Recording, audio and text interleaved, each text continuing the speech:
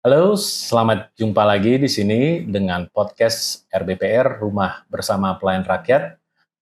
Saya di sini tentunya membicarakan tentang isu hangat tentang pilkada di Sumatera Utara. Dan di sini kita ada tamu undangan yang sangat spesial, namanya dengan Bang Osmar Tanjung. Ya, Selamat sore. selamat sore. Kita di sini ngobrol santai aja, Bang, ya. Ya, santai aja lah. Ya, nah sebelum kita mulai dengan diskusi kita hari ini, saya ingin memperkenalkan Bang Osmar Tanjung ini sebagai Ketua Umum dari PKP Berdikari, Pusat Kerja dan Pengembangan Berdikari. Oke, jadi kita mulai aja nih, Bang, ya. Oke. Kayaknya isu hangat ini perlu juga kita obrolin di sini, karena bagaimanapun juga kita ini sangat peka lah dengan apa yang diinginkan oleh masyarakat terkait pilkada. Nah, Abang ini kan dari Sumut nih. Ya. Sebenarnya menurut Abang Sumatera Utara ini gimana sih? Provinsi yang cukup unik ya, karena banyak suku di situ, kayak Batak saya udah ada 6 di situ ya, Bang, ya. Belum lagi dengan Melayunya dan saudara kita juga yang Chinese. Nah, gimana kira-kira, Bang, terkait Sumatera Utara ini? Ya, Sumatera Utara ini sebenarnya kalau dari suku memang dia multi etnik sebenarnya dari dulu. Makanya Sumatera Utara ini menjadi indikator keamanan dan sebagainya, jadi semacam itulah di Indonesia karena banyak suku. Dan tidak hanya suku, tapi agama juga berimbang di situ dan sebagainya. Tidak seperti misalnya Sumatera Barat, Islam semua dan sebagainya. Nah, memang suku asli itu kalau dikategorikan yang saya pahami itu ada 8 sebenarnya yang asli. Penduduk tempatan dulu ya, termasuk Nias. Batak pun sebenarnya kan kalau dikategorikan itu sebenarnya kan Karo, ada Simalungun, Dairi, ada yang di selatan aja dibagi 3 misalnya, ada Mendeling, Angkola sama Spiro misalnya seperti itu. Dan kemudian ada pendatang, Jawa, Minang, Aceh, dan kemudian Tionghoa juga ada di situ kan begitu. Nah, terus terang memang pendatang-pendatang ini ternyata memang kalau sejarah yang paling dari sisi komposisi penduduk misalnya, ternyata memang penduduk terbesar itu Jawa. Jadilah Jawa Delhi atau Jawa Kelahiran Sumatera. Termasuk Jawa Keluyuran Sumatera juga ada, kan gitu, yang dia yang datang ke situ dan sebagainya. Tapi memang yang banyak itu yang 35% Jawa. 30% ya? Makanya Sumatera Utara itu kalau secara geografi sebenarnya kan ada 3, pantai barat, tengah, dan pantai timur kan. Nah, yang di tengah ini di perkebunan ini yang banyak Jawa. Itu kan itu sejarahnya soal Jawa kontrak dan sebagainya kan, perkebunan di Sumatera Utara kan itu memang dulu memang provinsi ini memang besarnya karena perkebunan. Nah, Bang udah pernah keliling semua tempat-tempat itu di Sumatera Utara itu? Ya, dari Langkat ke Mendiling pastilah itu 33 kabupaten kota loh. Besar Sumatera Utara itu, 33 kabupaten kota, jadi cukup besar. Dan etniknya juga besar. Dan kemudian secara ekonomi juga sebenarnya terus terang Tionghoa memang pendatang, tapi memang ini kan masyarakat pedagang kan gitu, yang zaman Belanda juga dipakai kan dulu mereka dipakai. Sejarahnya ya. Dalam sejarah perkebunan juga mereka dipakai untuk pedagang, untuk yang kemudian katakanlah yang untuk di pasar-pasar mereka kan, yang kemudian memang akhirnya secara ekonomi Tionghoa ini yang menguasai Sumatera Utara. Nah, Batak yang kedua sebenarnya. Baru yang level ketiga itu misalnya Melayu, yang lain-lain itu. Jadi sebenarnya ada tingkatan ekonominya. Belum lagi berkaitan dengan soal bagaimana orang mencari pendapatan itu dan sebagainya misalnya. Orang Sumatera Utara hidupnya dari kebun dasarnya. Dari misalnya sejarah kebun Deli, tembakau Deli itu kan kebun. Dan Medan itu juga begitu. Didirikan oleh Nins yang kemudian memang Medan itu menjadi kota tembakau dulu. Jadi tembakau itu sebenarnya di Sumatera ya? Sumatera Utara. Tembakau Deli itu terkenal di situ. Dan itu memang tanahnya nggak sama yang lain. Hanya di situ aja yang bisa ditanam, yang kemudian disukai oleh katakanlah pemain cerutu karena dia elastis ininya. Sampai sekarang? Sampai sekarang. Sekarang nggak lagi karena memang nggak untung lah gitu lah. Makanya sekarang kan banyak diganti dengan sawit dan sebagainya. Tapi yang membangun kota Medan, membangun Universitas Sumatera Utara itu memang tembakau Deli. Dari dulu ya? Dari dulu. Itu kan pasar Bremen dulu terkenal kan, yang memang itu untuk menjual katakanlah tembakau Deli di sana untuk itu wrapping cerutu. Karena tingkat elastisitasnya tinggi. Berarti kalau bisa dibilang Sumatera Utara ini sebagai pintu gerbang untuk trading tersebut? Iya pada saat itu. Oke. Nah, jadi memang itu memang dibangun dari kebun. Nah, baru Ya, masuk kebun yang lain kan, misalnya sawit. Kan paling tua kan di Sumatera Utara. ya, Sawit ditanam pertama ya Sumatera Utara. bukan sebenarnya. di Pulau Kalimantan. Bukan, karena Oke. kelas 1 tanahnya di situ, di Ya. daerah Simalungun, pot Wow. solid merah kuning itu kan, itu memang daerah yang memang subur. Oke. Makanya produksinya tinggi sebenarnya. Cuma kalau PTPN yang menguasai tanah itu pantas, karena itu memang rasionalisasi dulu kan, apa namanya, Ya. nasionalisasi kan. Nasionalisasi. Nasionalisasi perkebunan kan diambil alih tahun 57-58 itu dulu. Jadi perkebunan negara kan gitu, dari Belanda Ya. itu kan. Iya, iya. Nah, jadi memang, nah sawit juga ditanam pertama kali menjadi perkebunan di Sumatera Utara. Nah, oke. Nah, ini menarik nih, karena kan bagaimanapun juga dengan suku-suku yang tadi disebutkan sama Bang Osmar, Ya, itu kan kemajemukan lah. ya, Nah, bagaimanalah sekarang kita melihat kemajemukan mengelolanya? Karena kan tentunya dengan budaya yang sedikit berbeda satu dengan yang lainnya. ya. Menurut Bang Osmar ini bagaimana?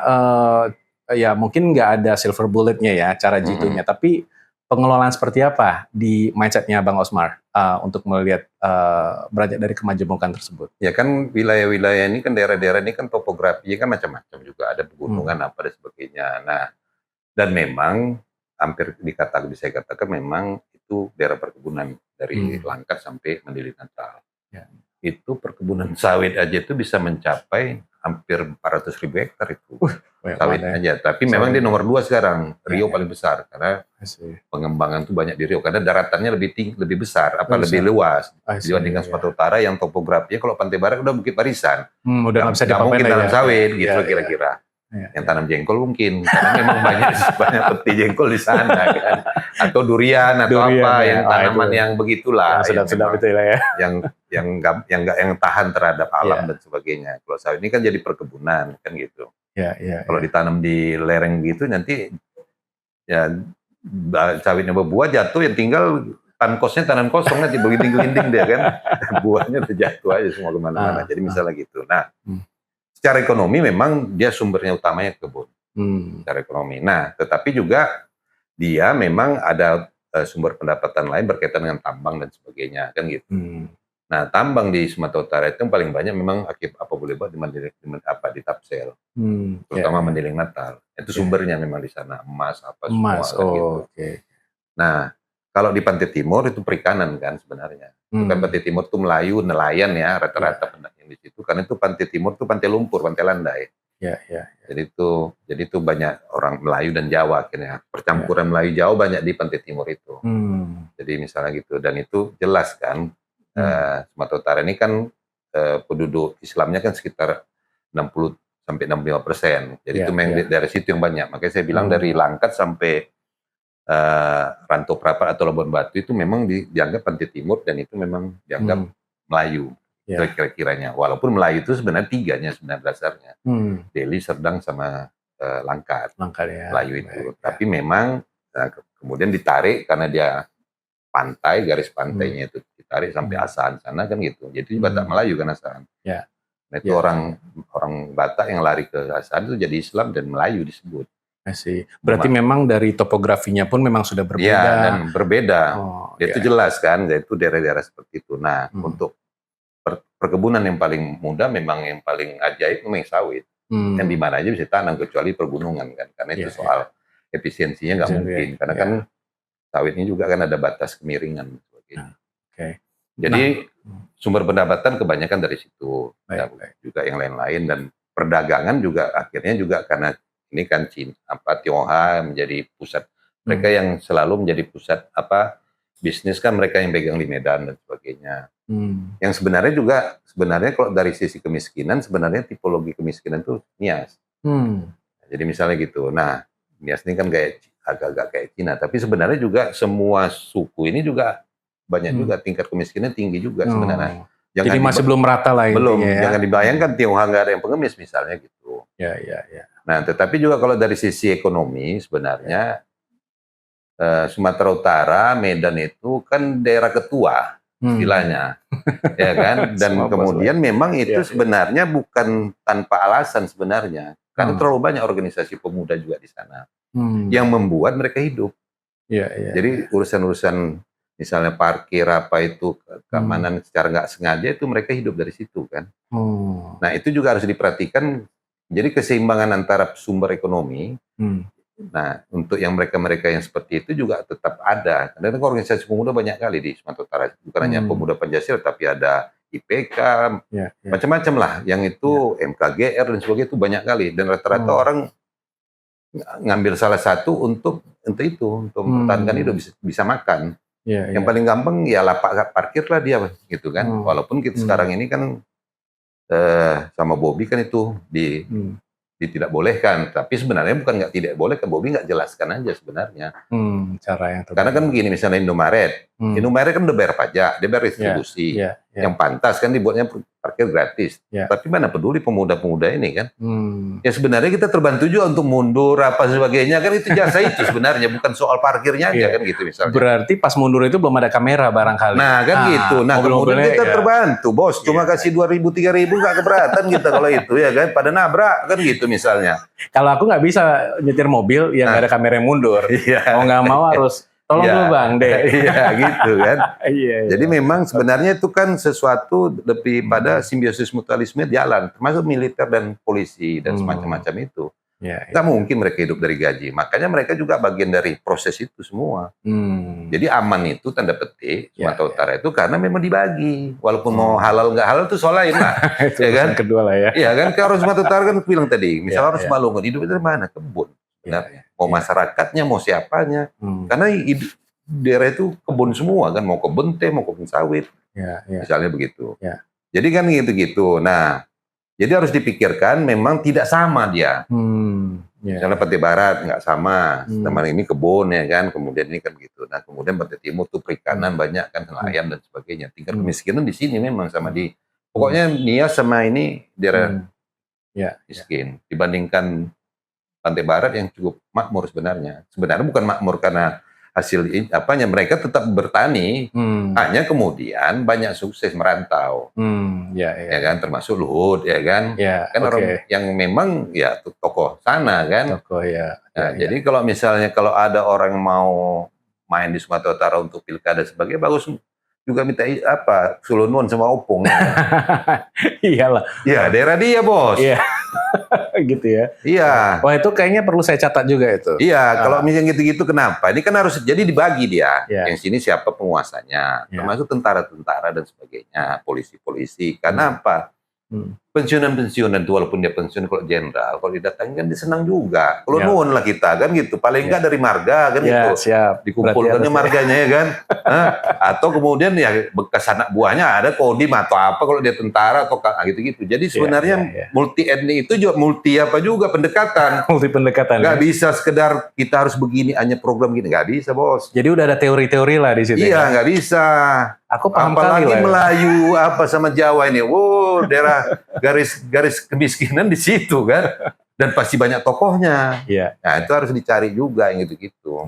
Nah ini menarik nih karena kita ngomong tentang bagaimana Sumatera Utara. Dan tadi juga kita sempat menyinggung juga Bang Omar sampaikan itu tentang ekonominya. Berarti kan ada daerah yang mungkin lebih maju dibanding yang satunya. Nah menurut Abang untuk supaya akselerasi pembangunan ini bisa bersama lah, walaupun yang satu ada yang tertinggal dengan lain, itu prioritas-prioritas apa yang menurut Abang tuh kayak ini perlu nih, entah dari logistiknya, dari jalan-jalan yang harus diperbaiki. Kira-kira apa tuh Bang? Kalau misalnya kita melihat kemajuan suatu provinsi itu bisa, yang ketertinggalan itu bisa mengejar lah, sehingga prioritas itu bisa dicapai. Ya memang kalau istilahnya, kalau infrastruktur itu sesuatu yang mempermudah semua, perpindahan barang dan orang kan gitu nih, pergerakan barang dan orang itu infrastruktur kan, dasarnya kan itu logika infrastruktur. Jadi supaya murah kan begitu. Makanya sekarang tol itu kan lagi dikejar juga, sampai seperti apa dan sebagainya, sehingga kemudian ya termasuk jalan-jalan di Sumatera Utara kan itu ada rancangan untuk diperbaiki dan sebagainya. Itu kan gubernur yang lama udah mencanangkan 2,7 T untuk bagaimana jalan di Sumatera Utara bagus lah gitu, kira-kira itu niatnya. Soal itu terlaksana atau enggak ya karena kebetulan gubernurnya udah enggak gubernur kan gitu, dan enggak tahu sekarang siap yang jadi PLT itu PJ meneruskan seperti apa, kita enggak tahu. Nah tetapi Sebenarnya kan sumber-sumber pendapatan udah jelas sebenarnya masyarakat itu. Sumber-sumber pendapatan ya. Kalau di nelayan pasti dia kan ke laut, urusannya apa. Dia kan jelas urusan laut tuh ya urusan jaring, urusan sampan, urusan ini itu dan sebagainya, dan storage. Cold storage Kalau ikan itu storage, nggak ada. Cold storage itu penting. Ya, cold storage itu penting. Ya, yang kemudian itu menjadi satu kawasan yang itu memang bisa dikelola dan sebagainya. Nah, itu yang saya sekarang heran, nggak pernah ada itu dilakukan. Atau memang programnya nggak ada, atau nggak tahu juga kan gitu. Karena itu jadi sesuatu kan begini. Jadi nelayan itu bagaimana, itu sama dengan pertanian lain tuh. Bagaimana nelayan itu, dia tidak tergantung waktu menjual itu. Karena apa? Karena itu ikan kan busuk. Begitu cepat dia busuk kan harga jatuh. Nah, pemerintah harus mengurus itu, menjamin itu. Bagaimana dia kemudian bisa menjual dengan sesuai dengan harga yang pantas. Kan gitu ini satu. Sama itu. Pertanian juga gitu. Itu penting. Makanya di Eropa kan kalau orang bertani kan sekaligus juga dia buat. Kalau misalnya sekarang ini sekarang ini kalau misalnya buah misalnya. Dia bagaimana jadikan jus, bagaimana dia jadi selai dan sebagainya. Dan itu home industry kan yang dikerjakan sendiri orang mereka. Nah, kenapa kita nggak berpikir gitu supaya petani tidak tergantung kepada pasar pada saat itu. Kayak turunan produknya lah kan itu hilirisasinya. Nah, kalau misalnya produk ini misalnya lagi jatuh, ya aku buat aja selai dulu kan gitu. Misalnya gitu kan, kan nilai tambahnya naik, tapi kan yang gitu-gitu kan nggak pernah ada kepikiran dan memang nggak tahu juga aku. Ya mungkin kalau siapalah ke depan itu sebenarnya sederhana sebenarnya. Sederhana, cuman mungkin realisasinya nih. Ya realisasinya seperti apa, dan biasanya kan ya kok realisasi itu kan sebenarnya kan ya kalau itu dilakukan serius aku rasa bisa kok. Tapi aku mau mengetengahkan hal seperti ini, kan Abang mungkin pernah dengar yang namanya Smart City. Smart City semacam apalah approach yang menurut Abang tuh dari tantangan-tantangan yang ada, padahal kebutuhannya sudah mendesak, itu seperti apa di mindset-nya Bang terkait itu smart kan city? Pengertian bahwa itu kan soal teknologi informasi, soal digitalisasi dan sebagainya. Intinya kalau aku kata city nggak usah kita bilang smart teknologi lah kan. Smart semuanya lah ya. Smart semuanya kan. Nah kalau dia pertanian itu kan soal produk ini jadi bisa dihitung berapa dia bulan ini, bulan itu dan sebagainya. Kenapa penting? Kenapa? Karena itu bisa dihitung kemudian kalau ini misalnya produk itu busuk, misalnya diantisipasi dengan kan gitu hilirisasinya seperti tadi yang aku bilang, termasuk juga soal storage. Ya orang kan sebenarnya bisa dihitung.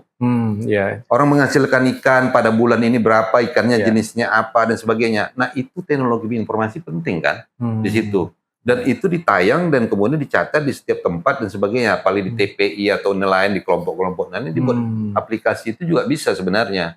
Yang membuat tetapi tetap bahwa ada semacam cold storage yang membuat mereka yang kemudian nggak ketakutan untuk harga jatuh. Harga jatuh ya. Iya. Kadang-kadang kan kalau namanya rezeki laut itu kan nggak tentu. Ya betul. Kadang dapat, kadang enggak. Dapat yang bagus, kadang-kadang enggak kan gitu. Kadang-kadang dapat ikan tamban kan murah. Ikan gembung kan murah. Kadang-kadang dapatnya agak mantap ya kan. Ikan kerapu apa gitu-gitu kan beda-beda kan setiap harinya nggak sama. Karena itu tergantung lautnya ngasih rezeki kan. Bukan seperti nanam kan bisa diprediksi kalau petani. Kalau laut nggak bisa. Ya memang mereka bisa lihat, baca dari secara alami, dari ini kalau ini badai ini nanti setelah ini begini, biasa ikan ini yang banyak kan gitu. Itu kan karena mereka belajar secara alam juga. Ini kebiasaannya begini, kan gitu-gitu. Pada bulan ini, pada bulan ini kan gitu. Nah, yang gitu-gitu informasi itu penting. Jadi sharing informasi ke semua stakeholder. Di samping juga membuat mereka juga pendapatannya jadi stabil kan. Kalau ada cold storage itu. Nah, cold storage itu bagaimana itu nanti? Ya itu menjadi sesuatu yang mungkin ya bisa juga itu diurus komunitas. Dan sebagainya. Misalnya kan dana desa nanti akan besar. Misalnya disatukanlah daerah ini, satu kecamatannya ada 2-3 cold storage misalnya kan gitu nih. Misalnya, dana desa kan besar nanti ke depan. Karena itu janji calon presiden yang lalu kan, nggak tahu nanti nyata atau enggak, tapi kita lihat aja. Tapi itu undang-undang udah keluar kan, udah keluar dan diperpanjang lagi masa jabatannya. Kira-kira begitu. Jadi maksud aku, jadi kalau yang paling rawan itu daerah pinggir ini, pantai timur. Kalau pantai barat kan buah itu rata-rata daerah pegunungan dan sebagainya. Dan biasanya, nah kalau untuk Batak misalnya dari daerah pantai barat, aku terus terang di situ sebenarnya ada satu yang bagus sebenarnya. Eh, apa namanya yang macam merica itu? Di daerah Tapanuli Utara, Bata, Samosir apa itu semua. Alah, lupa aku namanya. Bahasa lainnya aku tahu, itu macam apa ya? Macam pepper. Lupa aku. Bentar. Ya prinsipnya begini, itu mahal. Oke. Lupa aku namanya. Andaliman. Oh, andaliman. Andaliman kan mahal sebenarnya. Iya. Nah itu perlu dibikin bubuknya tuh, supaya tahan lama. Iya, bikin bubuk dan sebagainya. Tetapi perkebunan ini nggak ada. Kalau ada pun sekedar terbatas beberapa orang yang dia menanam setengah hektar atau apa dan sebagainya. Kenapa mahal? Itu kan sama dengan Cinsaut pepper. Yang sulit dan lumayan high quality lah ya. Yang itu kan cukup khas dia. Khasnya Batak. Kalau itu dikembangkan jadi perkebunan dan sebagainya, dan itu kan sesuatu bukan barang yang gampang busuk. Betul. Dan itu bikin seperti merica tepung. Jadi andaliman tepung itu kan dijual gitu kan misalnya. Kalau andaliman itu selalu kumakan, tapi kayaknya yang packagingnya itu jarang tuh. Iya. Jadi maksudku kan itu bisa jadi industri. Iya. Dan kemudian dijual seperti bubuk lada kan, bubuk merica yang kita kalau makan jadi macam penyedap. Bisa diekspor tapi lagi. Sehat. Lah iya, dan tahan lama. Dan banyak juga tuh peminatnya tuh. Oh, banyak. Iya, banyak peminatnya. Dan makanan juga gampang buatnya dari situ. Misalnya, bisa lah gitu kan, misalnya mie goma andaliman kata orang. Apel bukan ada andaliman. Pizza andaliman ada juga itu. Di Bali pizza andaliman. Ya. Sempat dengar juga itu. Iya, jadi kan yang gitu-gitu kan itu kan soal kreasi orang kan, soal makanan ini kan udah nggak pakai hukum ini lagi, hukum kuliner. Iya. Pokoknya enak dan banyak ada peminat ya udah jadi barang tuh. Makanya aneh-aneh namanya judul makanan ya kan.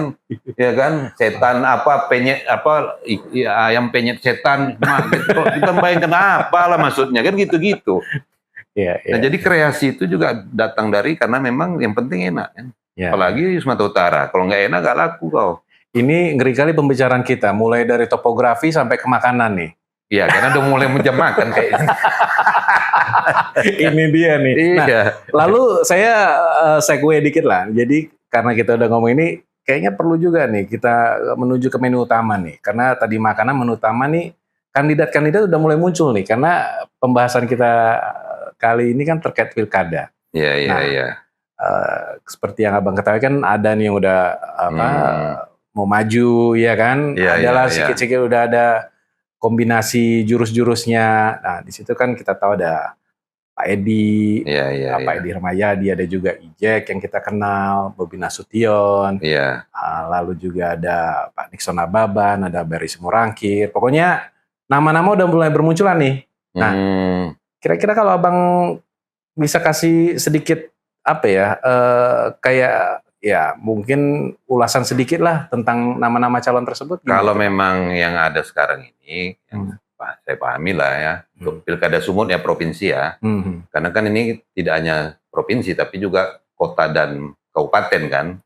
Bayangkanlah riuhnya nanti itu semua negara di negara ini, di setiap kabupaten dan provinsi ini kan. Karena serentak kan. Iya, pada kali ini lah ya kita. Iya, serentak yang pertama kali dan itu juga. Nah, kalau untuk memang bakal calon gubernur memang ada 3 yang kuat. Jadi Rahmayadi, Bobi Nasution sama Musara Jeksa atau Ijek. 3 ini kan yang kuat. Nah, 3 ini kan punya dukungan semua. Kecuali Edi sebenarnya udah dapat di PKS. Tinggal dia mau cari PDIP-nya kan nanti. Nah, kalau Bobi jelas Gerindra udah dapat ya. Kalau Ijek kan orang Golkar. Gitu. Nah, kalau 3 calon ini memang ini yang kuat sekarang. Gak ada lagi yang bisa menandingi yang 3 ini. Kalau ada kata isu Ahok datang, teosnya itu nanti Ahok. Ya kan? Ya terus terang aja. Seperti itulah ya, kira-kira ya. Karena Ahok ini daripada tarung Sumut, tarung apalagi DKI aja dia lagi kan gitu, nggak capek. Ya kan? Karena teritorinya Sumatera Utara ini luas, Bos. 33 kabupaten kota ya kan. Aku aja kalau suruh keliling Sumatera Utara itu langkat ke Mandiling Natal, enggak lah aku bilang, sampai rantau aja lah aku bilang. Mungkin langsung ke luar negeri aja kali ya. Bagusnya gitu karena tinggal mau paspor. Penang, Malaysia, Singapura jauh dekat dari Medan ya kan. Jadi yang gitu-gitu. Nah, 3 calon ini oke. Tinggal soalnya bagaimana nanti. Nah, kemudian kan sebenarnya juga 3 calonnya akan cari berdasarkan kan gitu nih. Hmm. Nah, berdasarkan tadi yang ku bilang, kan mayoritas itu penduduk Sumatera Utara itu Jawa, yang kedua Batak, Ya. kan gitu. Kok dari Ya. etnik, dua ini dicari, ya kan? Ya. Ditambah Melayu lah. Nah, Ya. tapi kan kita lihat nih, Edi kan dibilang Melayu, ngapain dia cari Melayu lagi kan gitu? Berarti pilihannya Batak sama Jawa kan gitu nih pilihannya. Ijek juga begitu. Ijek ini kan pendatang, ya kan? Dia ini kan pendatang dalam pengertian bukan penduduk asli kan gitu. Afghanistannya aslinya ini kan gitu. Ya, jadi mungkin dianggap Melayu lah gitu ya. Dianggap Melayu karena dia Islam. Jadi kalau di Malaysia kan kalau Melayu kan Islam istilahnya kan gitu. Jadi dia akan cari di luar ini kan. Ya pilihan tetap Jawa sama Batak. Kombinasi itu. Kombinasinya tetap mau Batak Kristen, Batak Islam, Batak istilahnya kan gitu. Pokoknya Batak kan gitu. Jadi juga gitu sih. Bobby juga gitu. Bobby mendeleng kan Batak. Kemungkinan dia pasti cari Jawa kalau Bobby karena dia udah kategori Batak. Batak Selatan memang ya karena dia Nasution. Jadi kemungkinan dia cari Jawa. Kombinasi-kombinasi ini menjadi kemudian perhitungan-perhitungan orang menang kalah di Indonesia, di Sumatera Utara. Ya kan gitu. Jadi pengalaman-pengalaman yang ada memang biasanya itu seperti itu, etnik itu. Tapi selain, jadi satu hal juga yang mungkin saya ingin ngobrol juga nih, karena kita melihat lah ada kayak grup pemilih kita, itu Gen X lah ya, Gen Z sama milenial. Mereka ini kan yang lumayan lah waktu Pilpres kemarin juga mereka yang tipikalnya tuh nggak mau terlalu serius lah. Jadi istilahnya ya happy-happy lah. Nah, dari mereka-mereka ini, kandidat yang mencoba maju untuk provinsi ini, kira-kira kalau mereka mau sukses didengar oleh kelompok-kelompok ini, cara seperti apa itu yang mungkin menarik lah menjadi bahan diskusi atau pesan-pesan mereka? Kalau misalnya anak muda ini kan ya memang penggila ini kan, medsos, teknologi informasi itu dalam bentuk digital, dalam bentuk computerized, pokoknya bentuknya elektronik lah. Karena ya beda lah zaman aku, kalau jadul dulu kalau ngetik pakai mesin ketik memang pakai tenaga ya kan. Kalau sekarang gini-gini aja kan, udah keluar huruf tuh ya kan. Kalau dulu pakai tenaga bos, cek kan gitu. Nah sekarang makin nggak terdengar lagi tuh keyboardnya. Kan gitu. Dan kemudian nggak ada ruang kan, terserah mereka mau di ruangan itu kan udah nggak terbatas sama mereka. Kalau kita ngetik itu kan pakai fokus dulu, agak di ruangan sih kita karena itu kalau orang tuh sambil cakap-cakap sambil mau di copy ya kan. Kadang-kadang kafe itu menjadi tempat mereka untuk macam-macam kan gitu. Jadi karena kemudahan teknologi itu memang apa boleh buat teknologi informasi itu menjadi kebutuhan mereka. Tapi harus diingat, mereka untuk itu memang oke. Tapi untuk memilih belum tentu. Di situ ininya, karena kesadaran politiknya belum setinggi orang yang katakanlah gitu. Gitu. Kalau saya melihatnya itu. Nah kalau untuk soal itu memang oke mereka. Tapi kalau untuk memilih itu belum tentu. Karena mereka sering nggak peduli kan. Nah kalau misalnya saya sedikit mengurai lah. Kan mereka ini sebenarnya adalah kelompok grup yang mencari pekerjaan lah. Jadi tadi kita sudah sempat menyinggung tentang ekonomi Sumatera Utara. Nah, mereka yang banyak ini, kelompoknya ini bagaimana mempersiapkan lapangan pekerjaan bagi mereka yang notabene teknologi itu adalah native mereka gitu. Mereka istilahnya ya mungkin bertani juga bukan opsi utama mereka. Kira-kira bagaimana untuk mempersiapkan? Kan bisa kerjasama. Mereka ahli teknologi, informasi dan sebagainya. Kan tadi aku bilang, kalau misal petani misalnya, yang selama ini mereka nggak paham soal bagaimana harga pasar apa dan sebagainya, kan mereka bisa buat aplikasi kerjasama dengan kelompok tani kan gitu, yang kemudian tuh bagi untung misalnya kan gitu. Dia kerja dengan apa, kasih informasi, dan dia kemudian kan untuk mencari informasi lebih jauh kan dia pakai Google apa dan sebagainya, bisa dia cari. Dan kemudian dia bisa bandingkan kan begitu. Dan kemudian bisa jualnya malahan. Ya kan, misalnya gini, ini aku ada nih, stok ini, siapa mau beli, kan gitu. Ya, dia tidur-tidur aja kan, tinggal pecet sana, pecet sini, udah ada selisih harga 15 perak, dia barang itu pindah ya kan. Nah jadi memang, apa boleh buat, memang beda lah dengan dulu. Jadi kalau anak muda ini memang di situ ininya kan, ranah untuk ketertarikan dan passionnya itu di situ. Jadi memang ya itu harus didorong memang. Tapi kalau untuk untuk memilih, itu tanda tanya sama aku. Karena sama dengan pertanyaanku sebenarnya sekarang, kan nggak tahu apakah udah ada hasil yang melihat bahwa dalam Pilpres ini berapa persen sebenarnya Gen Z, Gen milenial itu milih. Potret itu. Kan itu sama itu nanti. Ya. Jadi karena baru saja terjadi. Perlu dilihat sebenarnya. Misalnya mereka ada 20%, tapi milih sih berapa persen partisipasinya. Itu bisa nggak sampai 20%, bisa 10%. Karena apa? Ketidakpedulian itu. Betul. Karena dan mereka juga kebiasaan juga kan, mainnya kan jam kecil juga, kadang-kadang nggak peduli, mereka pagi pun nggak apa-apa, yang penting main nih bos. Ada yang game, ada yang YouTuber apa dan sebagainya. Itu tidur kan.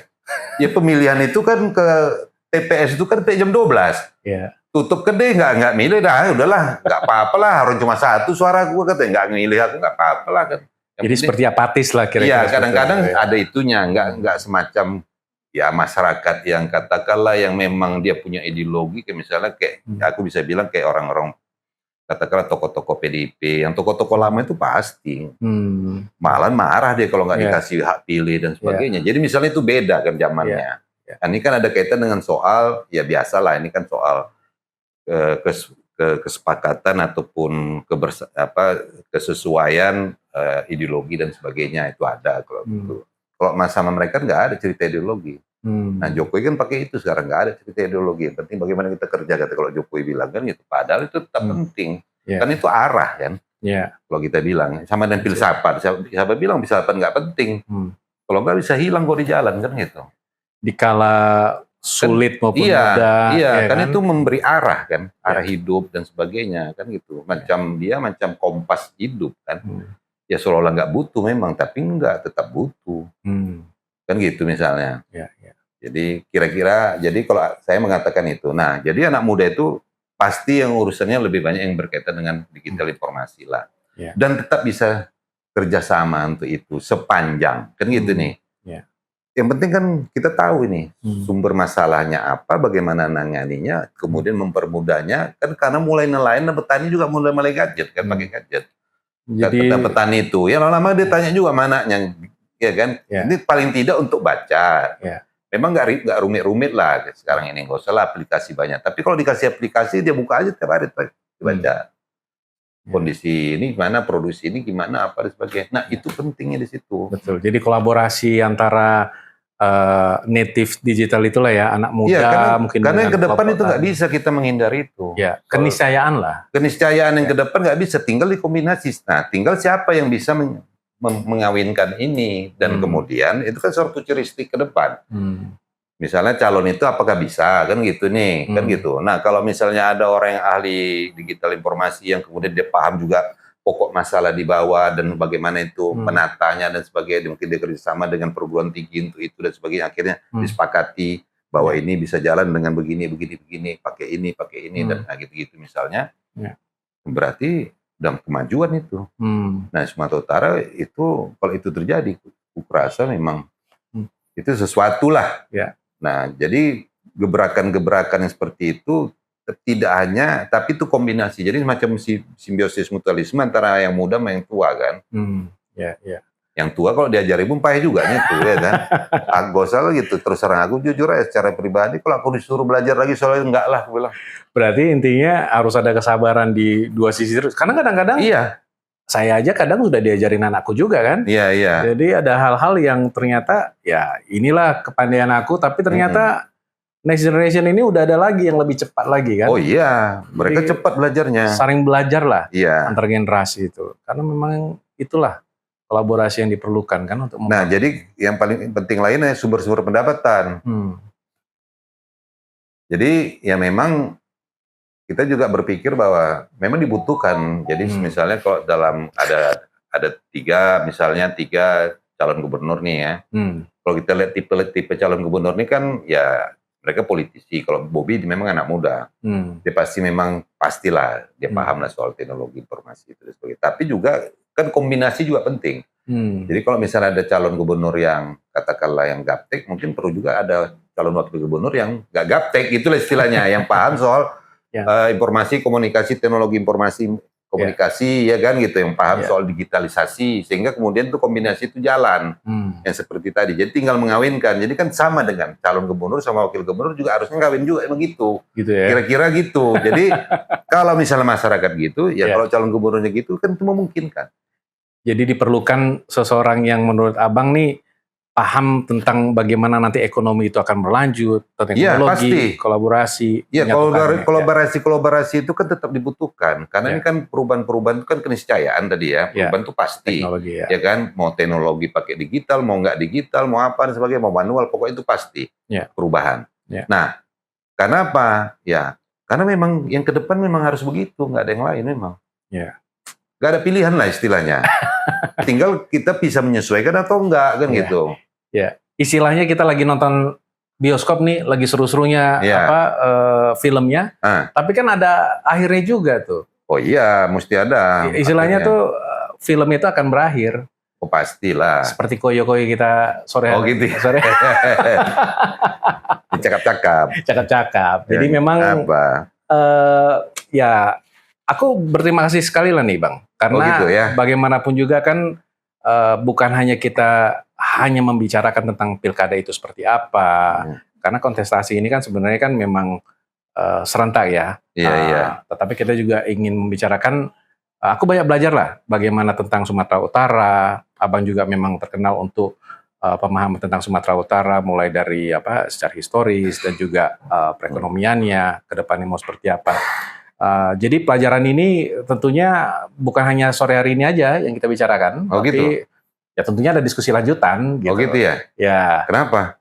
Ya. Ya aku ini podcast ya, ini podcast Sumatera Utara diminta sama Dodi ya, aku ya datang aja lah, aku nggak apa-apa lah, itu kan luar kepala awak ya kan, Iya. udah paham awak ya kan. Tiba-tiba kira-kira. awak jadi host pula sore hari kan? Aku juga makanya aku pikir si Dodi tadi hostnya, ya kan. Tiba-tiba, iya siapa pula lagi nih kan, aku wajah macamnya akrab tapi nggak tahu, aku lupa pula gunanya tadi. Untungnya sebelum jadi host ini nggak perlu menunjukkan sertifikasi. Oh gitu. Karena kalau menunjukkan sertifikasi udah pasti ya gagal ya. Gagal udah pasti nggak bisa juga gitu kan. Iya. Tapi untuk saat ini aja lah kita coba tutup dulu ya. Karena bagaimana juga kan kalau menonton film kita harus ada akhirnya. Oh pastilah. Jadi kita sapa dulu lah pemirsa kita. Mungkin saat ini kita sudahi dulu ngobrol-ngobrol kita sore hari ini dengan Bang Komar Tanjung. Saya Baris Morangkir. Aduh, itu tadi aku lupa nanya. Ini sore aja cakap tadi kan, ngegas langsung ya kan.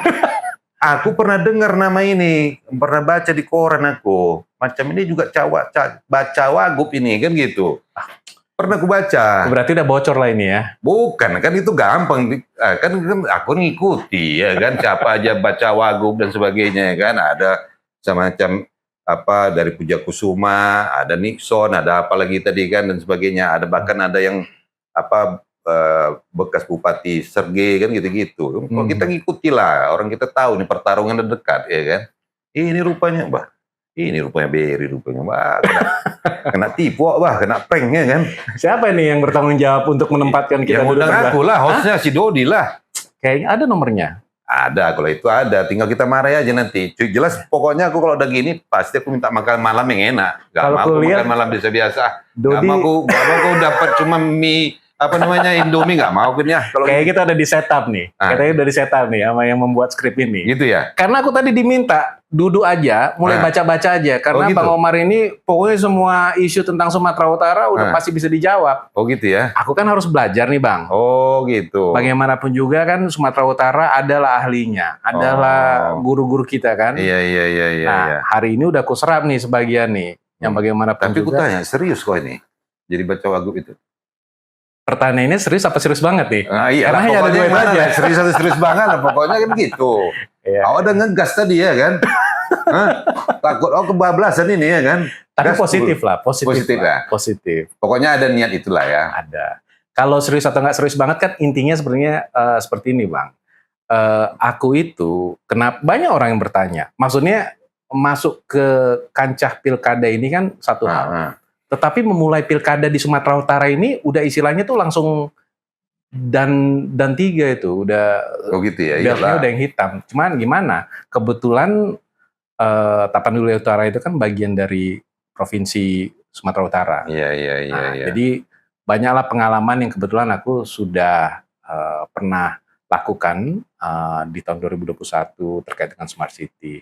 Mungkin kita akan bicara lebih panjang lagi di lain kesempatan, tapi Oke, oke, oke. intinya Jadi kau eh, ini ahli teknologi informasi lah ini istilahnya kan, artinya komunikasi, teknologi informasi berkaitan digitalisasi itu. tadi agak menyelam sedikit aku. Jadi kalau nyelam itu kan cuman kelihatan ini aja, tapi Mm-mm. sebenarnya ada hal-hal yang kita tuh udah sepaham lah.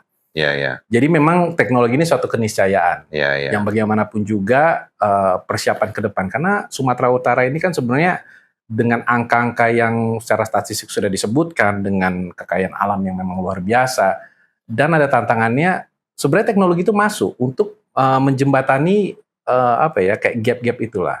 Nah, kayak tadi kita membicarakan tentang pertanian, perikanan, ya kan? Bagaimana kita bisa membuat informasi real time yang dibutuhkan Iya, itu kan betul sebenarnya ya. terkait dengan teknologi. Iya. Anak-anak muda kita yang di kota-kota besar maupun yang ada di kabupaten yang tersebar di Sumatera Utara itu pun mereka memerlukan lapangan pekerjaan yang secara digital juga mau tidak mau. Mm-mm. Jadi peningkatan SDM itu menjadi bagian dari persiapan Smart City kita. Memang pengalaman inilah yang sedikit banyak tuh mendorong aku juga untuk serius gitu. Jadi Gitu kalau ya. ditanya serius apa enggak, ya serius sekali lah Oh, persiapan gitu ya. ini Cocok gitu lah loh. kalau gitu ya kan. Biar tahu ngegasnya lagi ya kan. Tapi bagaimanapun juga kan aku harus belajar lah dari bukan hanya Iyalah, kita senior sama-sama tapi inilah. ya. Kalau memang apa ya udah kita nanti bantu sosialisasi lah. Apalah istilahnya juga nggak apa-apa. Ah, Namanya usaha ya kan. ya. Karena bagaimanapun juga kan siapa lagi kalau bukan kita, Iya, iya, ya iya, kan? iya, iya. Istilahnya Mm-mm. pertama kalau aku kan ya marga Simorangkir, ya kan? Hmm. Keluarga di tempat di mana papa mama juga lahir kan juga di Sumatera Utara. Jadi give back lah, contribute. Dan ini suatu kesempatan yang menurutku perlu diseriusin dan kita udah serius juga untuk mencoba mengambil langkah ini. Dan Omar, terima kasih sekali atas kesempatan sore hari ini yang ya nanti kita carilah Iya, iya. Bang Dodi kenapa kita duduk sore hari ini kan? Enggak. Karena kita kena prank juga sama dia. Iya, mulai Iya kan? iya udah lapar awak ini ya kan. Kalau dikasih Iya. cuma Indomie ya keterlaluan. Padahal cuma ikan itu. banyak dari Sumatera Utara. Iya. Refrigeration juga udah ya di belakang kan? Agak mantap sih kita dibuat nih. Udah capek juga, habis juga energi cakap-cakap ini ya kan. Oke, Oke. baik. Kalau gitu kita tutup podcast kita sore hari ini. Oke. Terima kasih semuanya untuk kawan-kawan semua yang mengikuti podcast Rumah Bersama Pelayan Rakyat. Kami tutup. Salam untuk kita semua. Terima kasih. Mereka. Jadi di sini saya kembali lagi mengajak kawan-kawan semua untuk berjabat tangan dan kita bergotong royong untuk membangun Sumatera Utara. Kita orang yang sebenarnya juga sangat menginginkan Sumatera Utara menjadi provinsi, bukan hanya provinsi yang biasa-biasa saja, tetapi provinsi yang akan menjadi panutan dari provinsi lain. Kita akan mengembangkan Sumatera Utara menjadi tempat di mana disitulah teknologi itu akan menjadi hal yang sentral, baik itu di pembangunan manusianya, disitulah pembangunan ekonominya, dan disitulah akselerasi swasembada pangan, walaupun itu dari perekonomian lain yang akan kita bangun secara bersama-sama. Cuman kita apakan sikit semua ini, biar jangan apa kali. Horas.